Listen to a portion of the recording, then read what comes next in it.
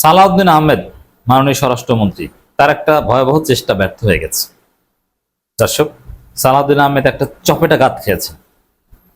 শাহাবুদ্দিন চুপ্পু, যেহেতু সালাউদ্দিন আহমেদ এস আলমের লোক স্বরাষ্ট্রমন্ত্রী এবং শাহাবুদ্দিন চুপ্পু এস আলম লোক, তো এস আলমের কানেকশন গোড়া, এটা কিন্তু এই ক্ষেত্রে তাদের মৌলিকত্ব ঐক্য ঠিক আছে। আওয়ামী লীগ বিএনপি করো তাতে ঠিক সমস্যা নেই, কিন্তু এস আলম হলে আমরা সবাই এক। যেমন আমাদের আঞ্চলিকতা কাজ করে পৃথিবীর যেখানে, যে ঢাকা বিশ্ববিদ্যালয় থেকে আমি আঞ্চলিকতা দেখে আসি যে আমরা বরিশালিয়া, অতএব বরিশাল তুমি বাবা বিএনপি করো জামাত করো, মানে ছাত্রদল করো শিবির করো, কোনো ব্যাপার না, তুমি বরিশাল, এটাই হচ্ছে বড় পরিচয়। ছাত্রলীগের সময় এটা চলতো, একদম সরাসরি ধরা খেলে তখন ভিন্ন কথা, কিন্তু পর্দার অন্তরালে এগুলো ক্ষমা করা হতো। ছাত্রদল শিবির এদেরকে ছাত্রলীগ পুনর্বাসন করতো জাস্ট আঞ্চলিকতার কারণে, জেনে শুনে পদ দিত। এবং বিদেশেও আপনি যদি ইউকেতে যান, সেখানেও দেখবেন যে বরিশাল কোরআম আছে। ইতালিতে যান, বরিশাল কোরআম আছে। বিভিন্ন অঞ্চলে আছে। মাদারীপুরের লোকজনের মধ্যে এই গ্রুপিংটা আছে। সবচেয়ে বেশি বরিশাল, চাঁদপুর, এদের মধ্যে, নোয়াখালীদের মধ্যেও আছে। তো দর্শক, এরকম বিএনপির সরকারের মধ্যে আছে এস আলম কোরআম, যে আওয়ামী লীগ বিএনপি যা করো ব্যাপার না, কিন্তু এস আলম তো, তাহলে আমি তুমি এক। তো এক এস আলম আর এক এস আলমকে, মানে এস আলমের আন্ডা বাচ্চা, এগুলো বাঁচানোর চেষ্টা করেছিল সালাউদ্দিন আহমেদ। এই শাহাবুদ্দিন চুপ্পুকে বাঁচানোর জন্য সরাসরি কথা বলে, স্পষ্ট কথা বলেছেন যে শাহাবুদ্দিন চুপ্পুর বিরুদ্ধে ফৌজদারি অপরাধের ব্যবস্থা নেওয়ার কোনো সুযোগ নাই, এবং বিরোধী দল যে দাবি করছে এই দাবি আমলে নেওয়ার কোনো সুযোগ নেই, আমলে নেওয়ার কোনো কারণ নেই। অথচ আইনমন্ত্রী নিজেই বলেছেন যে আমলে নেওয়া হবে, তদন্ত করা হবে। চপেটাঘাত তো আইনমন্ত্রীর মাধ্যমে একটা খেয়েছেন। এবার প্রধানমন্ত্রীর পক্ষ থেকে যেটা বলা হয়েছে, ডাক্তার জাহেদ যেটা বলেছেন, পদত্যাগী রাষ্ট্রপতির আগের অপরাধের বিচারে বাধা নেই। সালাউদ্দিন আহমেদ তো এখানে ধরা খেয়েছে, সালাউদ্দিনের দায় মুক্তি চলছে না, তাহলে কি শাহাবুদ্দিন চুপ্পু ফেসে যাচ্ছেন? দেশ থেকে নিষেধাজ্ঞা সত্যিকার অর্থে আসবে, বিচারের মুখোমুখি হতে হবে। দেখেন, এখানে এটা বিএনপির জন্য একটা ডেঞ্জার পয়েন্ট। বিএনপি যদি শাহাবুদ্দিন চুপ্পুকে দেশ ত্যাগ করতে দেয়, এটা বিএনপির জন্য ডিজাস্টার। কারণ শাহাবুদ্দিন চুপ্পুর হাতে যেসব বিএনপির মাল মশলা, চুপ্পু বিদেশে যে যদি সেগুলো বলে দেয়, বিএনপির মান সম্মান থাকবে না। আর দেশে থাকলে গ্রেপ্তার না করলেও বলার সাহস পাবে না, কারণ গ্রেপ্তার আতঙ্কে থাকবে।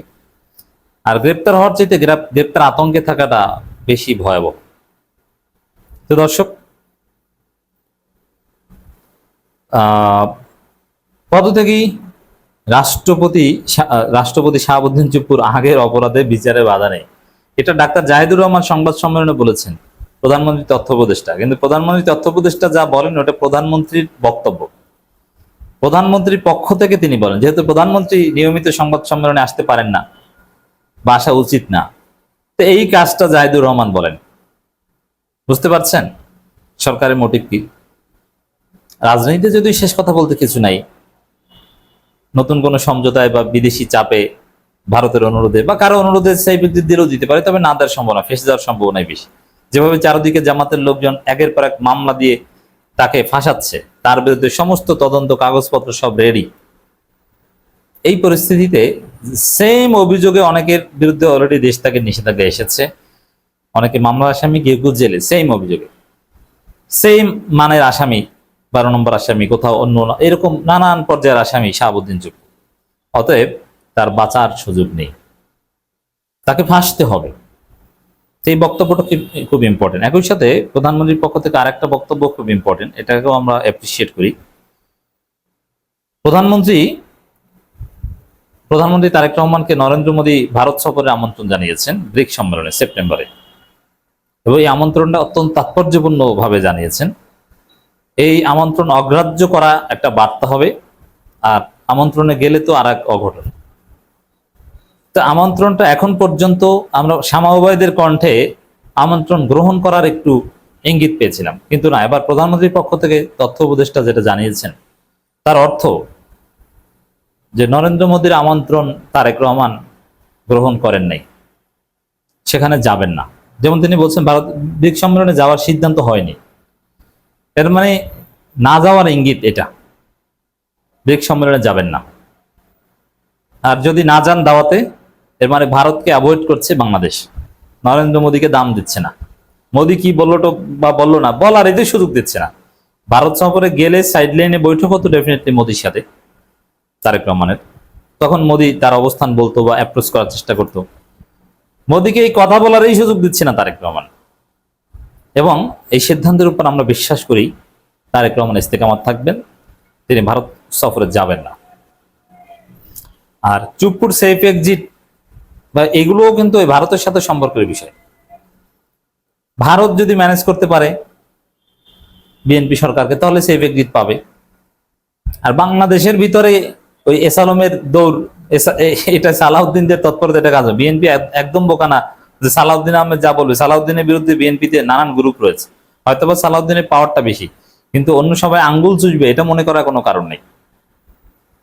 সালাউদ্দিন বিরোধী একটা শক্তিশালী গ্রুপ বিএনপিতে আছে, অর্থাৎ তারা কিন্তু চুপ্পুকে ধরতে চায়। বিশেষ করে বিএনপিতে নানান গ্রুপ আছে, London group, Salauddin group, Rizvi group, Fakhrul group, Bakul group. তবে ওই যারা সালাউদ্দিন গ্রুপ, লন্ডন গ্রুপ, ভাইয়া গ্রুপ, আম্মা গ্রুপ, এর মধ্যে যারা জেল খাটা এবং ত্যাগী গ্রুপ, যারা দেশে ছিল, জেল খেটেছে, পালিয়েছিল, ত্যাগ তিতিক্ষা আছে। লন্ডন গ্রুপের তো কোনো ত্যাগ নাই, তারা তো লন্ডনে আরাম বিলাসী জীবনযাপন করেছে। তারা মেধাবী, এটা হচ্ছে তাদের যোগ্যতা, মেধার জোরে তারা এখন বড় বড় পদ পদবি পেয়েছে। আর যারা দেশে থেকে ত্যাগ তিতিক্ষার শিকার হয়েছে, যারা দেশে থেকে জেল খেটেছে, এই গ্রুপটা অ্যাটলিস্ট চুপ্পুর সেফ এক্সিট কিছুতেই মানতে পারবেন না, মানবেন না। তো দর্শক, প্রধানমন্ত্রী তথ্য উপদেষ্টা ডাক্তার জাহিদুর রহমান বলেছেন, পদত্যাগকারী রাষ্ট্রপতি মোহাম্মদ শাহাবুদ্দিনের বিচারের বিষয়ে আদালত স্বাধীনভাবে সিদ্ধান্ত নেবে। এর মানে সালাউদ্দিনের কথা তাহলে কোথায় গেল? যে না, সুযোগ নাই, বিরোধী দলের বক্তব্য আমলে নেওয়ার কিছু নাই। বিরোধী দল তো বলে নাই যে গায়ের জোরে বেআইনি ভাবে তাকে গ্রেপ্তার করেন, আইনের মাধ্যমেই তো তাকে গ্রেপ্তার করতে পারে। যেহেতু রাষ্ট্রপতি, তাকে গ্রেপ্তার অন্য 10 জনকে গ্রেপ্তার একরকমের হবে না। তার হয়তোবা তার বাসায় থাকবেন, ওইটাই তার জেল। দেশ থেকে নিষেধাজ্ঞা, ওটাও তার একটা জেল হতে পারে, যে দেশে বাংলাদেশটাই তার জেল। কিন্তু তাকে আদালতে যেতে হবে, তাকে হাজিরা দিতে হবে, এবং তিনি ডাক্তার দেখাতে যেতে পারবেন। যেমন খালেদা জিয়াও কিন্তু বাসায় বসে জেল খেটেছেন। এটা হতে পারে, রাষ্ট্রপতির ক্ষেত্রে এটা হতে পারে। অতএব বিরোধী দল কখনো বলেনি যে বেআইনি ভাবে তাকে অ্যারেস্ট করেন, আইনি ভাবে আদালতের মাধ্যমেই তো বলেছে। এখন প্রধানমন্ত্রীর পক্ষ থেকে তথ্য উপদেষ্টা বলছেন যে না, সুযোগ আছে, আদালত স্বাধীনভাবে কাজ করবে। আর স্বরাষ্ট্রমন্ত্রী বলছেন না, সেই সুযোগ নাই। তাহলে সালাউদ্দিন একটা ধরা খেয়েছেন। রাজধানী সচিবালয় তথ্য অধিদপ্তর আয়োজিত সংবাদ সম্মেলনে এসব কথা বলেন উপদেষ্টা। এই সময় সরকারের প্রধান তথ্য কর্মকর্তা সৈয়দ আব্দুল আহমেদ উপস্থিত ছিলেন। তথ্য উপদেষ্টা বলেন, আদালত সম্পূর্ণ স্বাধীন, তার বিরুদ্ধে আগের অপরাধের বিচার হতে কোনো আইনগত বাধা নেই। তো এই বিষয়টা এখানেই ফয়সালা হয়ে গেছে, এবং আইনগত বাধা না থাকলে তিনি যে ফাঁসবেন, একজন আওয়ামী হাসিনার মতো একজন ভয়াবহ অপরাধী, যাকে ব্যক্তিগতভাবে পছন্দ করে বানিয়েছে, সে কোন প্রকারের অপরাধী এটা বুঝতে আইন বিশেষজ্ঞ হওয়ার কোনো দরকার নেই। অতএব চুপ্পু মাস্ট ফাঁসবেন।